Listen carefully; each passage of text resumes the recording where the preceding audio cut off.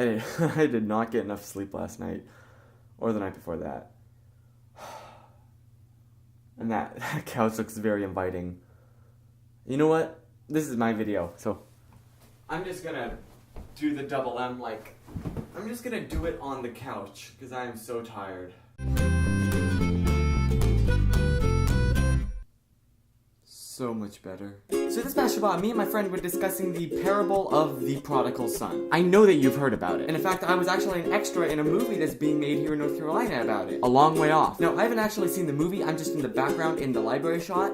But I hope it's good. If you're kind of wondering where I am in the movie, then I have this little video that kind of explains in what shot I'm in and where I am. So anyway, yeah, you know the story. And I'd be willing to bet that you've heard a lot of sermons or drashes about it. Because here's the thing. We can all identify with the younger son. Now, before I get too much into this, let's look at the context. Now, if you go back a chapter to Luke 14:25, it says, "Now great crowds accompanied him," which means that this was when he was kind of popular. But that also meant that in Luke 15, the tax collectors and sinners were also drawing near to him. Now, okay, we get it. Tax collectors weren't looked upon as good guys. But come on. Okay, so you owe the state $20 and they tell you you owe them $30 and they park at the extra 10. So what? It's $10.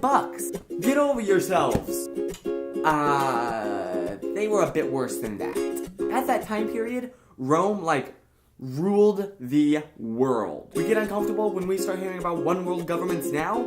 Well, Rome was the one world government. They literally ruled, all of the known world at that time. So look at it this way. If Texas decided to secede from the Union and declare war on the United States tomorrow, there wouldn't be that big of a problem for the United States. We'd just send over some helicopters and some jets and bomb them. And that would take, a couple hours? But in the ancient world, they didn't have that kind of stuff. And it was very, very difficult to rule the entire world when someone could be starting a rebellion on the other side of the world, and it would take you a year to get there. Yeah, that's kind of a recipe for disaster. So how do you deal with that kind of thing? A freaking huge army. My word, the Roman army was ginormous. And the reason you use a big army, it's fear. Man alive, the Roman army was brutal. They would frequently go into towns and kill all the men, women, and children. And they would hang them on crosses,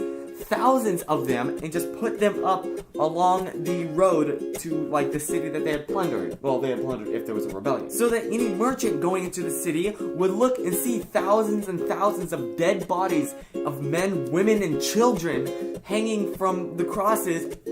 And that would kind of terrify you. And those tax collectors willingly participated in funding that. Honestly, these kind of guys were jerks. They were consciously funding these atrocities. And while they're at it, they're also ripping off the Jews.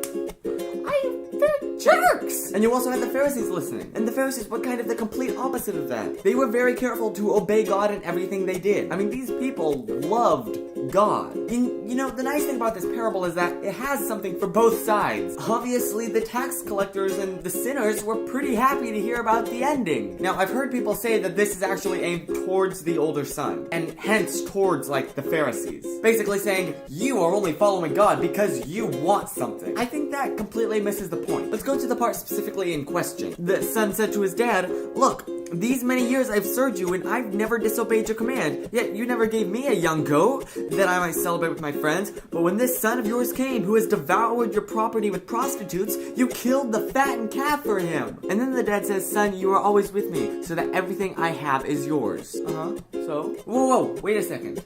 That's big. So the younger son already got his share of the inheritance. When the dad, kicks the bucket, he doesn't get anything.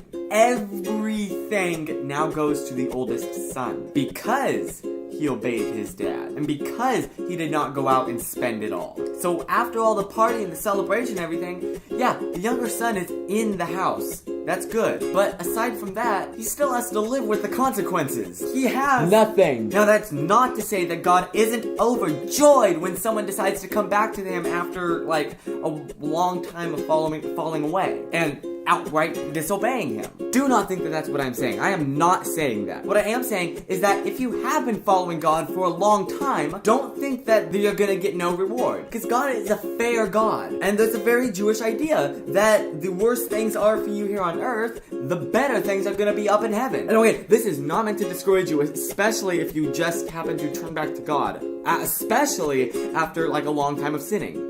Don't get me wrong. The angels are rejoicing. And you know what? High five! But what I'm saying, like, it isn't for you. It's for other people who have been following God for their entire lives. You are gonna get some blessings. And it's gonna be awesome. No, wait a second, you say, that's not fair that they get blessings that I don't. No, it's totally fair. If someone for their entire life barely has enough food to stay alive, barely has enough water to stay alive, and is like beaten on almost a daily basis, don't you think they deserve a much bigger reward than you, who, I'm assuming you're in America, who like sits in comfort every day in his air-conditioned house eating food out of the refrigerator and pantry? Because otherwise I would be like the person who suffered for nothing. And our God is a very fair God. He's the one that our definition of fair, our idea of fair is based upon. And that basically was what the conclusion that we kind of arrived at. And now I am going to take a nap.